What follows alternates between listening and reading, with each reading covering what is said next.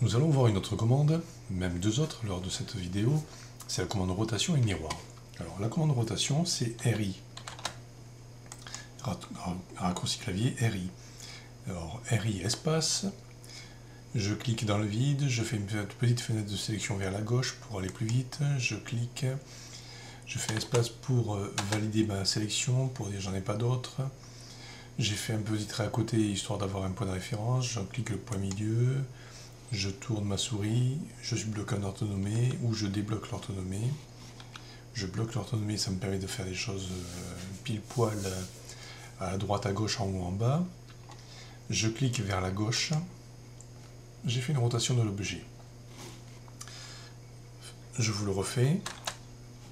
RI espace, je clique, bouton de droite ou espace, je clique sur un point de référence qui est à côté, le point milieu, je tourne ma souris, je subloque un orthonomé, je reclique par là. J'ai fait une rotation de mon objet. Je fais U pour annuler. Si je fais miroir, MI, même chose, bouton de droite, je clique ici, et il me pose la question par contre en bas. Supprimer les entités exclude. Autrement dit, c'est un peu bizarre comme libellé, mais est-ce que ça veut dire, est-ce que vous voulez que j'efface les objets sélectionnés? On va dire non.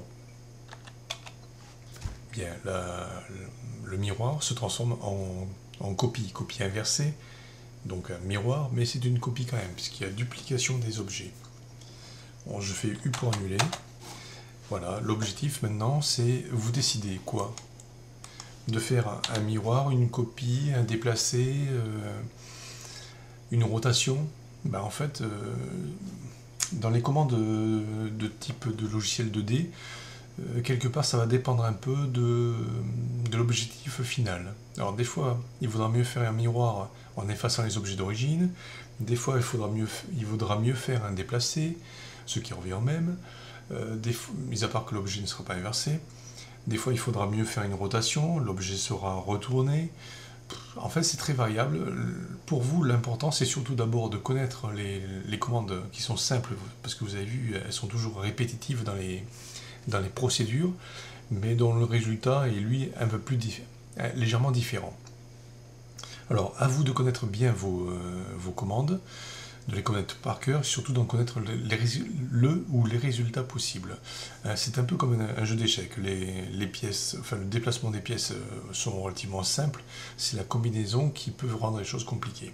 Bien, les commandes de logiciels de CAO, DAO, c'est strictement la même chose. C'est simple en soi.